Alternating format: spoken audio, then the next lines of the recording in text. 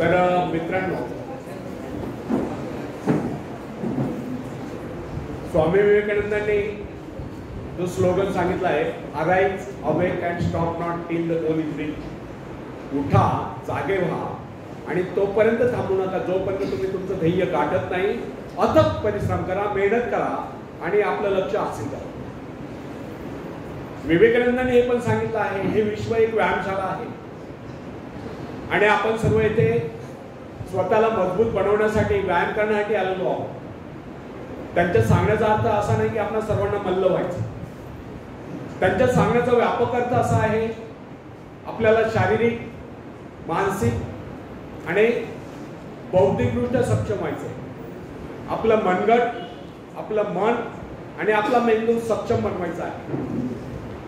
मग शारीरिकदृष्ट्या सक्षम होण्यासाठी जिमलाच गेलं पाहिजे किंवा व्यायामशाळेतच गेलं पाहिजे असं काही नाही. ज्यांची आर्थिक परिस्थिती उत्तम असेल ते जाऊ शकतील, नो प्रॉब्लेम. पण तो सर्वसामान्यांना परवडेल असं सांगतो तुम्हाला. सकाळी उठल्यापासून रात्री झोपेपर्यंत ज्या ज्या शारीरिक श्रम करण्याची संधी आहे त्या संधीचं सोनं करा. अंग झोपून काम करायची सवय लावा. आजकाल महाराष्ट्राचं नाव बदनाम झालं आहे. मराठी माणूस काम चुकार आहे. मराठी माणूस काम करत नाही. मराठी माणूस काम करताना अंग चोरतो. मराठी माणूस म्हणजे पाट्या टाकण्याचं काम करतो, म्हणजे सांगेल तेवढंच काम, सांगितलं तेवढंच काम करतो. तर हा जर कलंक आपला महाराष्ट्रावरचा तोडायचा असेल तर तुम्हाला माझं आव्हान आहे की अंग झोपून काम करायची सवय लावा. पडेल ते काम करायची सवय लावा. भरपूर शारीरिक श्रम करण्याची संधी असतात. शारीरिक श्रम केल्याने माणूस अशक्त होत नाही, शारीरिक श्रम केल्याने माणूस सशक्त होतो. हे मी माझ्या व्याख्यानात सुरुवातीलाच आलंय. अपनी बुद्धि और योग्यता इनका जितना उपयोग किया जाएगा वे उतने विकसित होते, मी सांगितलंय. तर एक गोष्ट लक्षात ठेवा की आज काय झालंय की परप्रांतीय महाराष्ट्रामध्ये काय येतात, कारण त्यांना तिकडे रोजगाराच्या संधी नाही. ते महाराष्ट्रात येतात आणि मराठी माणूस त्यांच्या नावाने खडे पडतो आणि हे दुर्दैव आहे. त्यांना तिकडे रोजगाराच्या संधी मिळत नसतात. ते जे काम मिळेल ते पडेल ते काम करतात.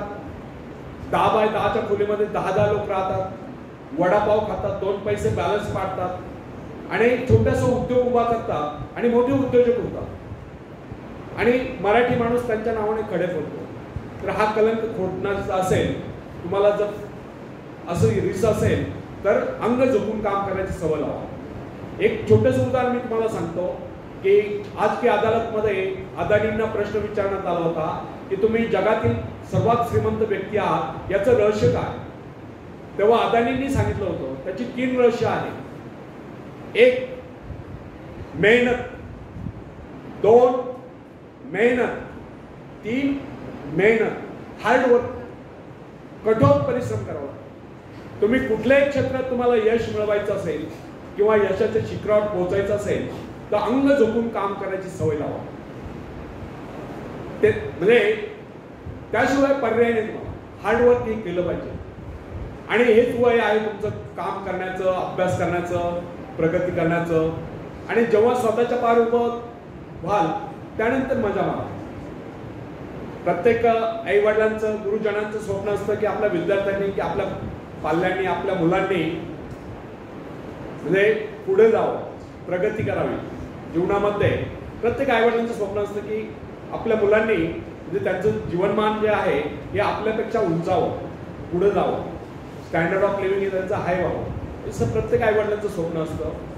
आणि त्यांचं जे स्वप्न असतं ते साकार करणं हे आपलं आद्य कर्तव्य असतं. बऱ्याच वेळा आपले आई वडील, गुरुजन आपल्याला रागवतात, फटकारतात, प्रसंगी मार देतात.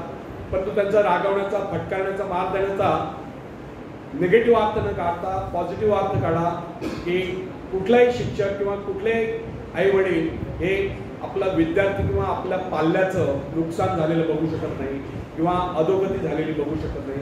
त्यांना आनंद यातच असतो की आपल्या मुलांनी, आपल्या विद्यार्थ्यांनी पुढे जावं, प्रगती करावी आणि त्यासाठी ते तुम्हाला रागवतात, फटकारतात. तर तसा वाईट निगेटिव्ह विचार न घेता सकारात्मक विचार करून आपण प्रगती करायची आहे, त्या दृष्टीने आपण अभ्यास करायचा आहे आणि यश संपादन करायचं आहे, त्या दृष्टीने तुम्ही प्रयत्न करायचा आहे. तर शारीरिकदृष्ट्या तर सक्षम व्हायचं आहे. दुसरी एक गोष्ट एक तुम्हाला सांगतो की प्रत्येक घरामध्ये आज काय झालंय, एकुलता एक मुलगा असतो किंवा एकुलती एक मुलगी असते, खूप लाडात वाढलेले असतात, त्यांना काम करायची सवय नसते, लाज वाटते. ठीक आहे, तुम्हाला नसेल काम करायचं नका करू, परंतु कोविड सारख्या महामारीपासून जर तुम्हाला स्वतःचा बचाव करायचा असेल तर तुम्हाला सकाळी लवकर उठलं पाहिजे, जॉगिंग केली पाहिजे, रनिंग केली पाहिजे, स्विमिंग केली पाहिजे, सायकलिंग करा, योगासने करा, प्राणायाम करा, व्यायाम करा, तुमचा आवडता खेळ खेळा. परंतु दिवसातून एकदा तरी शरीरातून घाम निघाला पाहिजे. एवढे शारीरिक श्रम आपण प्रत्येकाने केले पाहिजे आणि रोज केले पाहिजे. आलं लक्षात? त्यातून तुमची शारीरिक क्षमता विकसित होते. मानसिकदृष्ट्या सक्षम होण्यासाठी आपल्या मनावरती, आपल्या इंद्रियांवरती आणि सर्वात महत्वाचं आपल्या विकारांवरती ताबा असला पाहिजे. विकार कोणते थोडक्यात सांगतो, काम, कामना, इच्छा, क्रोध, लोभ, मोह, मत्सर, द्वेष, आळस, नैराश्य, उदासी यांना मनातून हद्दपार करा. नेहमी आनंदी राहा, उत्साही राहा, कार्यतत्पर राहा, स्वतःला चांगल्या कामामध्ये व्यस्त ठेवा, चांगले विचार आत्मसात करा, त्या विचारांना अंकुरित करा, कृतीत आणा, आचरणात आणा. त्यातून तुमचा भविष्यकाळ उज्ज्वल करेल. मित्रांनो, आपल्या सर्वांना ईश्वराने उदंड आयुष्य दिलेलं आहे, परंतु या संपूर्ण आयुष्यातला फक्त एकच क्षण आपल्या हातात आहे. गेला तो भूतकाळ इतिहास जमा झाला, येणारा भविष्यकाळ आपल्याला माहिती नाही, परंतु वर्तमानातला प्रत्येक क्षण तुम्ही कसा जगता, कसा विचार करता, त्या विचाराला कसं कृतीत आणतात, कसं आचरणात आणतात, त्यावर तुमचा भविष्यकाळ अवलंबून आहे.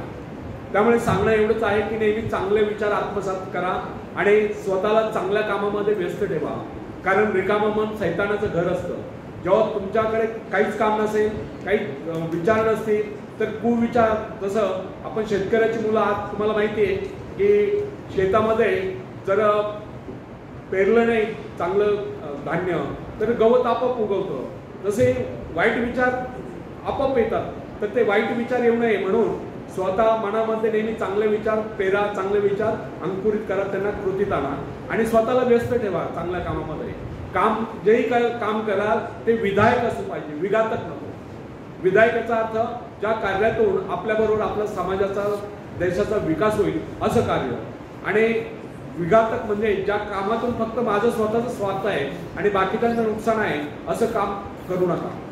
तर नेहमी चांगले विचार आत्मसात करा आणि त्यांचा आचरणात आणा. तर या पद्धतीने आपल्याला मानसिकदृष्ट्या म्हणजे मनाला खंबीर बनवायचं आहे. आणि तिसरी गोष्ट आहे, बौद्धिकदृष्ट्या सक्षम होण्यासाठी आपण सर्व बालपणापासून शिक्षण घेत आहोत. तर हे शिक्षण घेत असताना विवेकानंदांनी सांगितल्याप्रमाणे आपल्या मनामध्ये एका वेळेस एकच विचार चालू असला पाहिजे. ज्यावेळेस शिक्षक शिकवतायत त्यावेळेस शिक्षक काय शिकवतायत, काय समजून सांगतायत ते एकाग्रतेने समजून घेणं गरजेचं आहे. मागे बसून गप्पा मारणं हे योग्य नाही. जे काही शिक्षक शिकवतायत ते एकाग्रतेने, तल्लीनतेने समजून घेतलं पाहिजे. पुन्हा एकदा सांगतो की विवेकानंदांनी हे सांगितलं आहे की जर तुम्हाला ज्ञान ग्रहण करायचं असेल तर एकाग्रता हाच त्यावर उपाय आहे. तेव्हा एकाग्रतेने ज्यावेळेस वर्गामध्ये शिक्षक शिकवत असतील त्यावेळेस एकाग्रतेने ते काय समजून सांगताय त्याचं व्हिज्युअलायझेशन करा, त्याचं एक चित्र मनामध्ये उभं करा. आणि ज्यावेळेस तुम्ही एखादं पुस्तक वाचत असाल किंवा कॉम्प्युटरवर एखादं वाक्य वाचत असाल तर त्या वाक्याचा अर्थ आपल्या मनामध्ये शिकला पाहिजे, त्याचं एक चित्र मनामध्ये उभं असलं पाहिजे. अशा पद्धतीने अभ्यास केला तर तुम्ही ज्ञानार्जन चांगल्या पद्धतीने करू शकाल. परंतु आवृत्ती करायची आहे, पुस्तकाची वाचन करायचं आहे म्हणून सांगितलंय वाचायला म्हणून वाचायचं असं करू नका. एकाग्रतेने वाचा. त्यावेळेस मनामध्ये दुसरा विचार येता कामा नाही.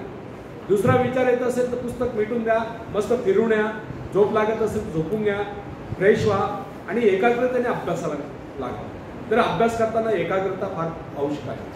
तर अशा पद्धतीने आपल्याला जेव्हा या भारतातील प्रत्येक युवक, प्रत्येक युवती शारीरिक, मानसिक आणि बौद्धिकदृष्ट्या सक्षम होईल तेव्हाच खऱ्या अर्थाने विवेकानंदांचे युवकांबद्दलचे जे स्वप्न आहे ते साकार होतील आणि तेव्हाच भारताला आत्मनिर्भर बनण्याची संधी उपलब्ध होईल. तर त्या दृष्टीने आपण सर्व प्रयत्न करूया अशी मी आशा व्यक्त करतो. धन्यवाद.